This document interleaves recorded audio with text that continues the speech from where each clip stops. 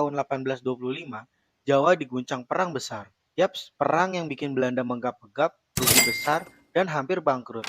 Namanya Perang Jawa, atau yang kita bisa kenal Perang Diponegoro. Jadi, begini ceritanya. Semua bermula di Tegalrejo, kampung halaman Pangeran Diponegoro. Belanda pasang patok buat bikin jalan, tapi lokasinya di makam leluhur Diponegoro. Waduh, itu jelas bikin beliau marah besar.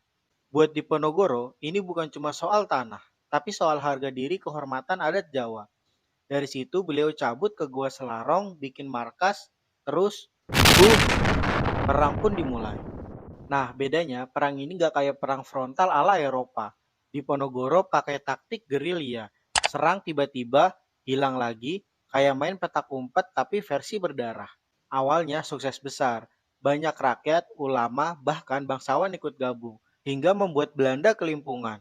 Tapi mereka nggak kehabisan nakal. Dilansir dari laman detik.com, tahun 1827 mereka bikin strategi benteng Stelsel. Benteng-benteng kecil di mana banyak titik buat nutupin gerak pasukan di Ponorogo. Yap, intinya ngepung pelan-pelan sampai pasukan itu susah bergerak. Efeknya gila banget. Sekitar 200.000 orang Jawa tewas karena kelaparan dan penyakit juga.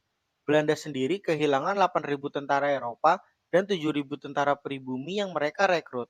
Kalau soal duit, biaya perang ini menghabiskan 20 hingga 25 juta gulden. Buat ukuran zaman tersebut, itu duit segunung. Belanda sampai nyaris kolaps.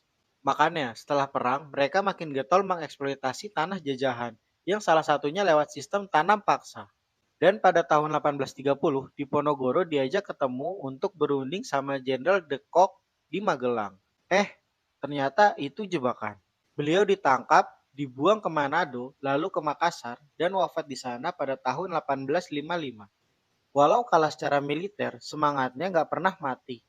Kalau kalian suka cerita sejarah kayak gini, jangan lupa like, komen, share, dan subscribe biar makin banyak tahu kalau perjuangan kita dulu benar-benar luar biasa.